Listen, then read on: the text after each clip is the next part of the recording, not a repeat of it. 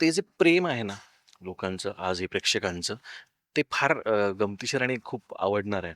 प्रेक्षक म्हणून किंवा मी कलाकार म्हणून काम करताना सुद्धा किंवा प्रेक्षक म्हणून सुद्धा, मग मी ते ते ते ॲक्चुअली ते दोन्हीकडे लागू आहे खरं तर. म्हणून मी सांगतो. मी कटाक्षाने या गोष्टी पाळतो आणि मी त्या टाळतो सुद्धा, हं, हं. की ज्या भूमिकेत आहे तीच भूमिका करायची.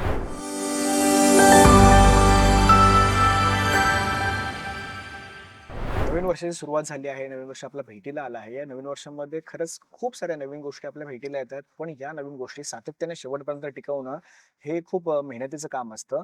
याच सगळ्या वर्दळीमध्ये झी मराठी वाहिनी पुन्हा एकदा एक नवीन मालिका घेऊन येते आणि त्या मालिकेतील एक गोड कलाकार म्हणजे मित्रांनो की एव्हरग्रीन कलाकार, यंग असे कलाकार लोकेश सर माझ्यासोबत आहेत. सगळे सर खरंच खूप भारी वाटतंय. Thank you. रोज आता आम्ही बघणार आहोत तुम्हाला. जे आम्ही तुम्हाला सोशल मीडियावर सातत्याने बघायचो, ते आता थोडं वगळता आम्ही तुम्हाला मालिकेमधून रोज बघणार आहोत. पुन्हा एकदा घरी आल्याचा फील, पुन्हा एकदा येस. घरी आला आहात आणि फक्त घरी नाही आलात तर लार्जर बोलतात ना, की भाई मोठी एंट्री घेतली आहे. एवढं वर्षांनी जरी आलो असेल, पण काहीतरी मोठं असणार आहे, त्या हिशोबाने आलात. काय सांगाल नवीन वर्षाची नवीन सुरुवात आणि नवीन वर्षातल्या सुरुवातीमधली नवीन मालिका ती सुद्धा तुमच्या हक्काची? नवीन वर्ष, नवीन मालिका, नवीन व्यक्तिरेखा घेऊन येतोय समोर. 9 वर्षांनी छोट्या पडद्यावरती पुन्हा एकदा पुनरागमन बरोबर. करतोय. त्यामुळे मधल्या काळामध्ये सिनेमे आणि डिरेक्शन याच्यामध्ये व्यस्त होतो. पण मध्ये ऑफर्स येत होत्या, पण तेवढा वेळ देणं शक्य नव्हतं. पण ही मालिका मला असं वाटतंय आणि यातली व्यक्तिरेखा मला भयंकर आवडली. जेव्हा ही मालिकेसाठी विचारणा झाली आणि मला करावसं वाटलं, की नाही हे कॅरेक्टर किंवा ही व्यक्तिरेखा आपण करायला हवी. हं, हं, हं, जर हं. का पुनरागमन करायचं असेल एवढ्या वर्षांनी छोट्या पडद्यावर तर ह्या मालिकेने आपण करूया.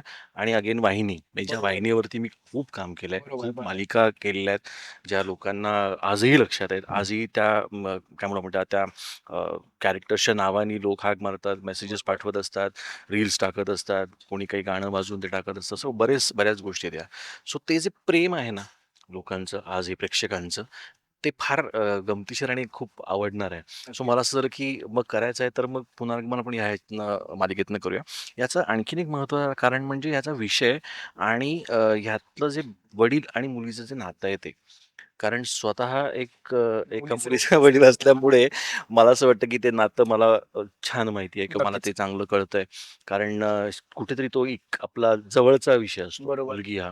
आणि तोच विषय इथे आहे, पण एका वेगळ्या पद्धतीने आहे. हं, हं. सो ते थोडंसं चॅलेंज होतं, की काय मग वेगळ्या पद्धतीने इथे करता येणार आहे. म्हणजे जसा मी खऱ्या आयुष्यात आहे, जसा मी माझ्या मुलीशी वागतो आहे, त्याच्यापेक्षा काहीतरी इथे काही वेगळं आहे का? किंवा तसंच आहे का? काय असणार आहे?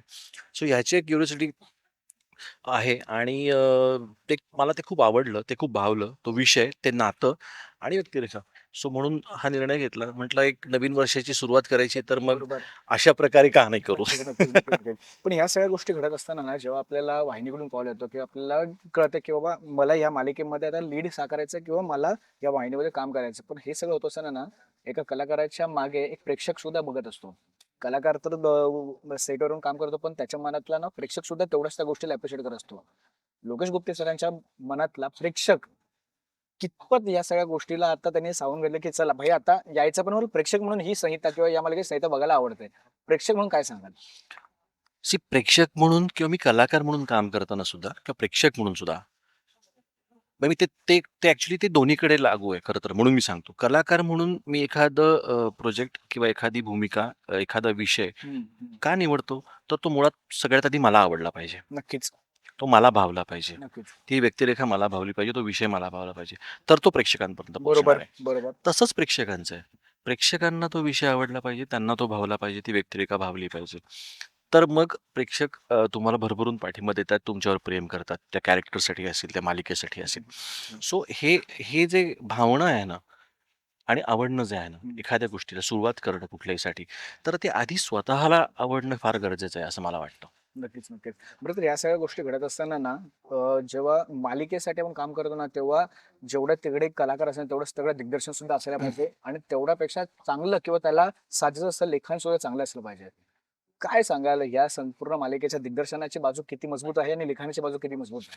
नाही, डेफिनेटली खूप छान दिग्दर्शक आहे आमचा किरण दळवी आणि त्यांनी आधी 2 मालिका केलेल्या आहेत आणि मला कामाची पद्धत भयंकर आवडली त्याच्या. हं, आम्ही आता हं. जवळ 1 महिना, दीड महिना झाला काम करतो एकत्र. पण मला कामाची पद्धत आवडली, टेकिंग पॅटर्न मला आवडला आणि मुळात काय म्हणू आपण की सीन समजून सांगणं आणि त्यातला कंटेंट जो आहे तो व्यवस्थित छानपणे बाहेर बरोबर. काढून घेणं ही फार मोठी जबाबदारी असते. नक्कीच. म्हणजे लेखकांनी कधी-कधी काही गोष्टी लिहिलेल्या असतात, पण त्या दिग्दर्शकांनी समजून त्या कलाकारांपर्यंत पोहोचवून त्यांच्याकडनं ते बाहेर काढून त्या प्रेक्षकांपर्यंत पोहोचवणं ही जी पोहोचवणं. मधली प्रोसेस आहे ना, हं, ही हं, फार हं. महत्त्वाची आहे. नक्कीच, नक्कीच. कुठली तरी एक बाजू जर त्यातली जरा मागे-पुढे झाली तर मग ते जात नाही. बरोबर. पूर्णपणे बाहेर येत नाही.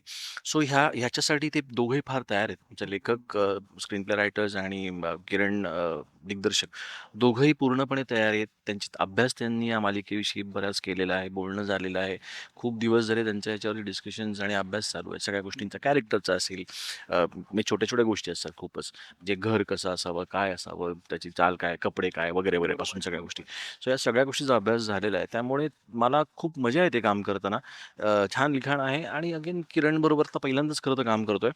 पण डे 1ला आमचं एक छान रॅपो तयार झाला बरोबर. आणि शेवटी मला एक काय म्हणू म्हणजे दिग्दर्शक असल्यामुळे त्याच्या ज्या काही गोष्टी असतात त्या लगेच दिग्दर्शन कळून येतात. हो, कळून लगेच येतात. कळून येतात. येस, नक्कीच, नक्कीच. म्हणजे त्याच्या दोन्ही बाजू चांगल्या आणि वाईट किंवा कुठल्या प्रकारे अडचणी असू शकतात एका दिग्दर्शकाला हे कळू शकतं मला. ओके. मला तोच प्रश्न विचारायला आवडेल याच्यावरती, की गुप्तेंच्या मनामध्ये असलेला दिग्दर्शक किंवा तो दिग्दर्शक बाहेर येऊ पाहतो का कधी-कधी, की "अरे, आपण हे असं करून बघूया का वगैरे?" असं कधी झालंय का आतापर्यंत? प्रोमो वगैरे शूट वगैरे त्याच्यामध्ये? नाही, नाही, नाही. मी कटाक्षाने या गोष्टी पाळतो आणि मी त्या टाळतो सुद्धा, हं, हं. की ज्या भूमिकेत आहे तीच भूमिका करायची. जर का वाह! मी इथे कलाकार म्हणून, ॲक्टर म्हणून काम करतोय, तर मग मी इथे ॲक्टर म्हणून काम करणार. नक्कीच. इथे माझ्यातला दिग्दर्शक, माझ्यातला एडिटर, माझ्यातला लेखक हा मागच्या खुर्चीत बसलेला असतो. तो क्या पुढे बात येत नाही. है! वाह!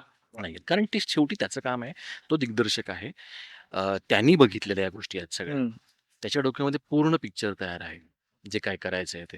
सो त्याच्या व्हिजननी जाणं फार महत्त्वाचं असतं. त्यामुळे अशा ठिकाणी मी येत नाही. हां, अगदीच काही वाटलं, की खूपच काही गोष्टी आहेत, तर त्या डिस्कस करणं गरजेचं असतं, की बरोबर. असं-असं आहे. कदाचित काय होतं त्यातनं 4 गोष्टी असं, "अरे हां, हा पॉइंट मिस झाला. हो, आपण हे असं करून बघूया." करून हे बघूया. होऊ शकतं.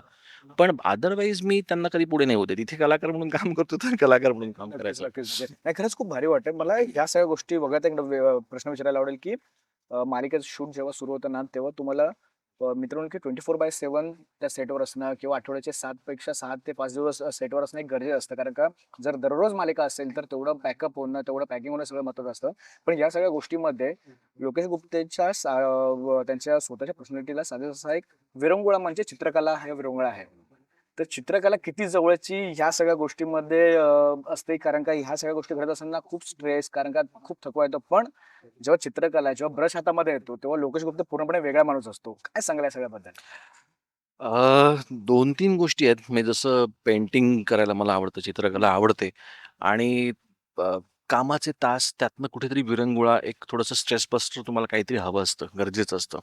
तसंच कुकिंगसुद्धा आहे. हं. या 2-3 गोष्टी. सो जेव्हा वेळ मिळतो तेव्हा ते करतो. जेव्हा इथे असतं तेव्हा काही वाचन असेल किंवा चित्रकला असेल, त्यांनी जरा एक शांतता मिळते. या सगळ्या ताण जो काही असतो त्यातनं जरा रिलॅक्स वाटतं आणि अगेन ती आवड आहे. नक्कीच, पहिल्यापासूनची. त्यामुळे नक्कीच. ती हो, आवड हो. जी तुमच्यामध्ये असते ती अशीच लांब कुठे निघून जात नाही, ती मागे पडत नाही. हं, ती राहतेच. पण मग ती आवड चांगल्या प्रकारे त्याचा वापर कशा पद्धतीने करता येईल, तर मला हे केल्याने खूप बरं वाटतंय ना, हं. तर मग इथे हे करूया.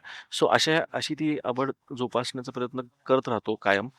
आणि चित्रकला वेळ मिळेल तसं पेंटिंग करत असतो किंवा रिलॅक्सेशनसाठीचा एक खूप मोठा तो भाग आहे माझ्यासाठी. नक्कीच. म्हणजे जेव्हा खूप स्ट्रेस असतो, टेन्शन असतं किंवा गरज असते, एक मानसिक शांतता हवी असते किंवा इव्हन लेखन करताना सुद्धा काही गोष्टी असतात, की जे ते शांतता मिळत असताना तिथे काही गोष्टी डोक्यात चालू असतात, सुचतात, अशा बऱ्याच गोष्टी होतात.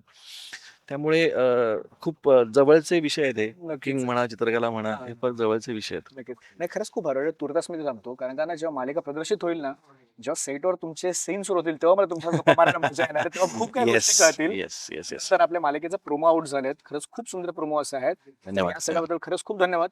धन्यवाद, धन्यवाद. एक नवीन मालिका घेऊन येत आहे आणि आठवड्याचे 7ही दिवस तुम्ही आम्हाला दिसणार आहात त्याबद्दल सुद्धा आणि तुमच्यासोबत तुमच्या संपूर्ण टीमला all the very best. Thank so much, thank so much. धन्यवाद. खूप खूप आभार.